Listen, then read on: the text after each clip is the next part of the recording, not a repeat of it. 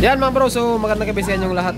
Meron lang akong i-share sa inyo kasi meron tayong winawiringan dito na Yamaha R15 na version 4. So, nakabit tayo mga bro ng dyan, ng mini driving light, loud horn na PIAA, tsaka stock horn. Tapos yan, merong ginagawa din si Boss Danny na Fury. Okay? So papakita ko sa inyo mga bro yung pwesto ng ng loud horn doon sa mga naka version 4. Kung gusto nyo magkabit, meron kayong idea. Okay? So ayan, bago natin umpisahan, shoutout muna dito sa ating malulupit. Bro, kapatid mo to, no? Yung kapatid mo. Ha? Nakakabigyan mo. Ayan, si bro, may-ari ng R15. Ayan mga bro, bago ko umpisahan yung video natin, yung mga bago pa lang sa ating channel, huwag nyo kalimutan mag-subscribe para po lagi kayong updated pag mayroon po tayong mga video na mga i-upload.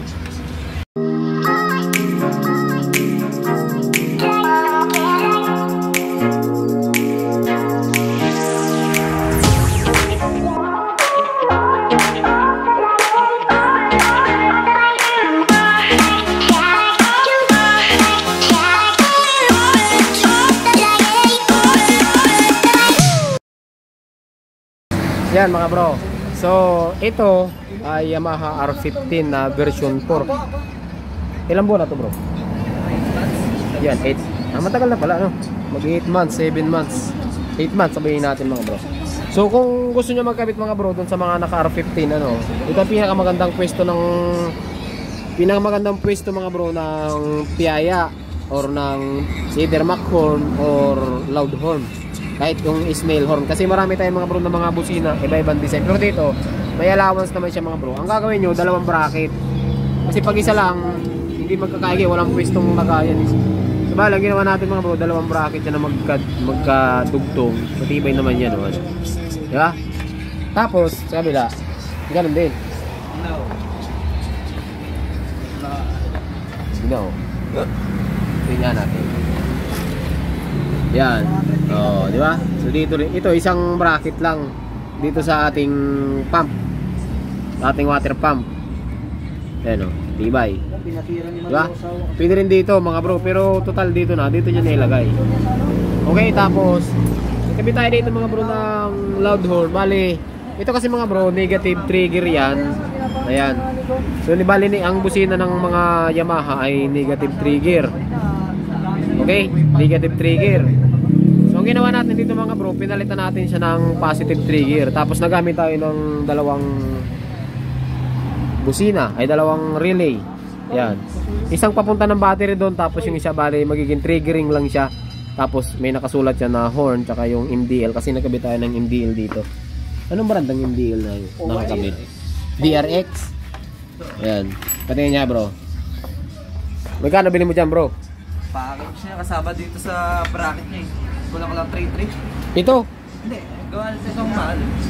Yung bracket. Oo nga pala mga bro. Pero yung, ayan, DKR. Di pa ako nakapagkabit ng ganitong pero mukhang malakas naman eh.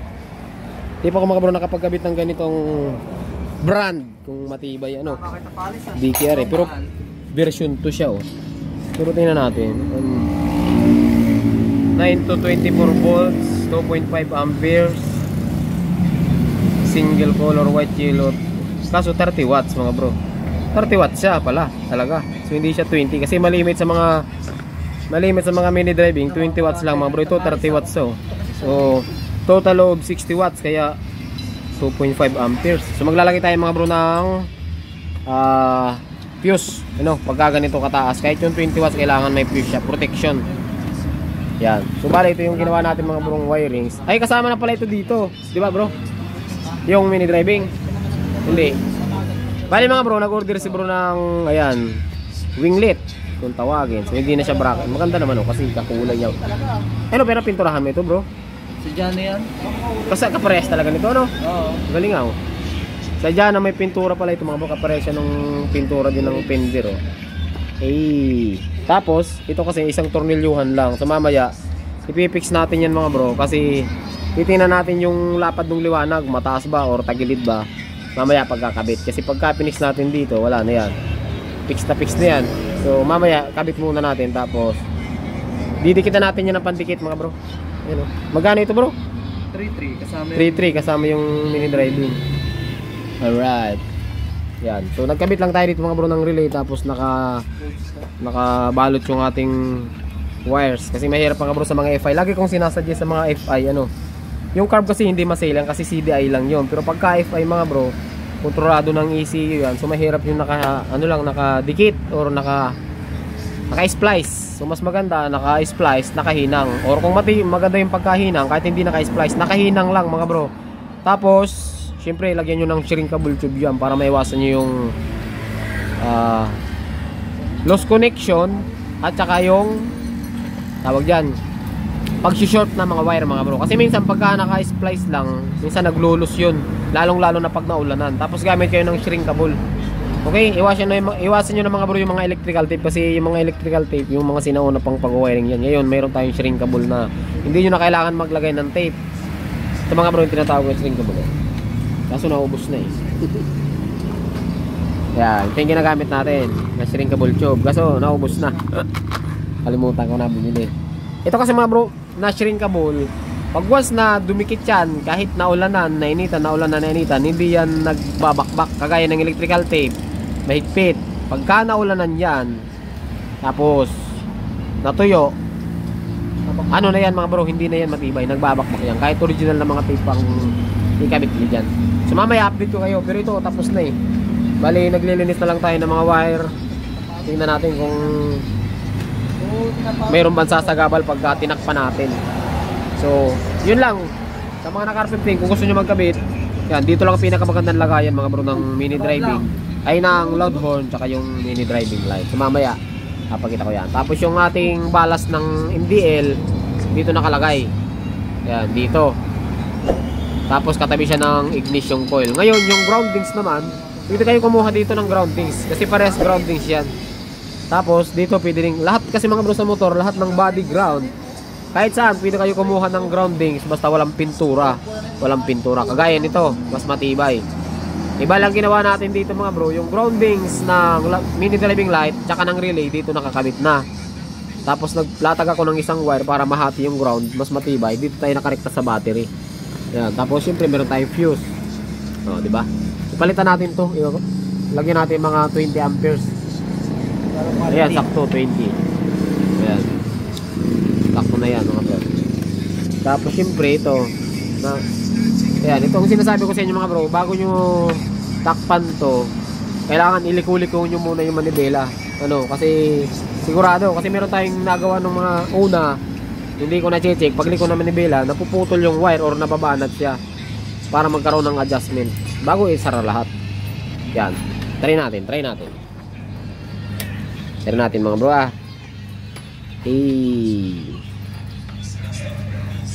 Oh, lakas ba't nalakas? Yan mga bro. So, meron pala yung kinabit tayo nung passing, ano, meron tayong kinabitan na passing pagka once na nagbusina ka. Pero sa loud horn lang yun, ano mga bro, sa loud horn. Pagka sa ganun bro pagka sa stock talaga, hindi ko na kinabitan ng passing. Tapos bali gagana lang yung passing mo dun sa loud horn. Ano lang naman yun mga bro, isang diode. Meron naman tayong video niyan, diagram patungkol dito sa stock horn tsaka sa loud horn na with passing. Meron tayong video niyan mga bro. Anong oras pa kasi ito inumpisahan? Alas 7. Anong oras na? Alas 8 na eh. 24 hours nang ginagawa mga bro. Ganun talaga. Ganun talaga mga bro. Kung gusto nyo mas malinis na wiring, kailangan mahaba yung oras. Hindi. Mahirap kasi nagmamadali. Kaya pag mayroon nagpapagawa dito sa akin, kailangan naka-schedule. Tsaka ayaw ko ng yung minamadali mga bro, kasi minsan nakakalimutan ko talagang ihinang yung iba. Mas madali, mas pangit yung gawa. Pero pagka matagal, maganda kasi nalalatag na maayos.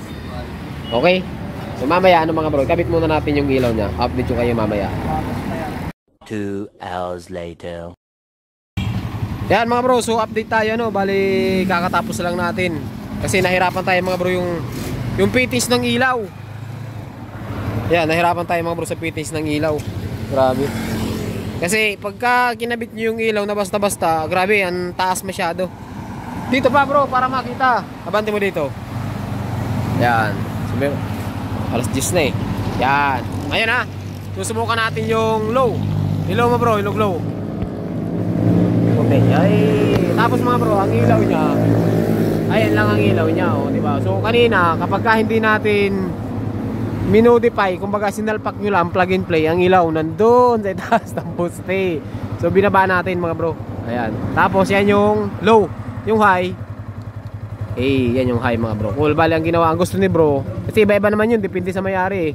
Ang gusto ni bro, yung low puti, yung high yung dilaw. Ganun siya. Tapos nagkabit tayo ng passing. Yan, passing mo bro.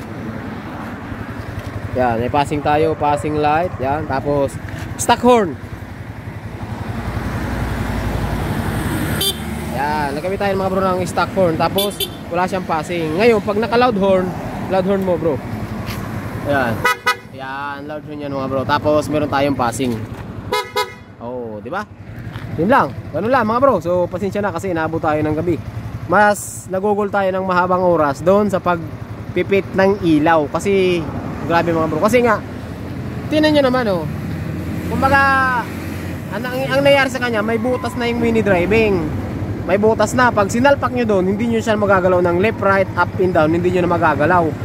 Kaya ang nangyari mga bro, yung likod nito, meron siya salpakan ng isang tornilyo. Binutasan natin yun ng, hiniwaan natin siya ng mahaba para ma-adjust lang natin. Tapos ang gagawin nyo, i-atras nyo ng konti yung ilaw para magalaw nyo siya ng up and down, tsaka side by side yung galaw. Kasi pag once na sinalpak nyo agad, wala, hindi talaga magkakaigi mga bro kahit anong gawin.